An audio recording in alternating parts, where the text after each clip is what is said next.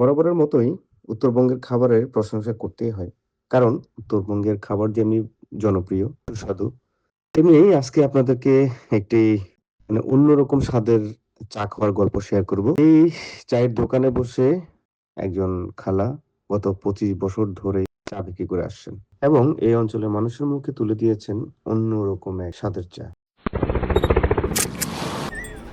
So আমি এখন হচ্ছে যে যশোরের ধর্মতলাতে, অ্যান্ড এখানে খুবই ফেমাস একজন মানুষের মালাই চা খেতে আসছি। হচ্ছে যে সেই খালা, আর এখানে হচ্ছে যে মালাই চাটা রেডি করা হয়।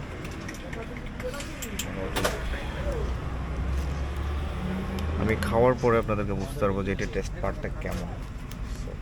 খালা, আমাদের জন্য 3টা মালাই চা বানাবেন, 3টা। জি জি।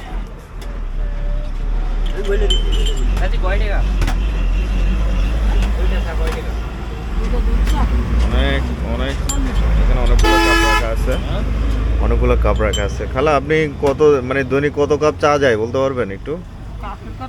হিসাব নেই, হিসাব নেই। ও, মোটামুটি বেশ কাপের কথা বলতে পারবে না, বেশ ভালোই যায় পুরোপুরি। এটা পুরোটা শেষ হয় খালা? শেষ হয় না? হ্যাঁ হ্যাঁ। ওই যে ওখানে হচ্ছে যে এটাও শেষ হয় মোটামুটি। সো হ্যাঁ, আমাদের তিনটা দেবেন।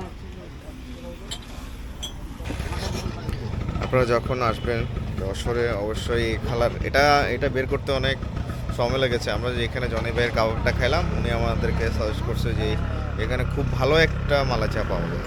সো অবশ্যই ট্রাই করবেন। আর আমি দেখি মালাই চায়ের টেস্টটা কেমন একটু আপনাদেরকে বলি।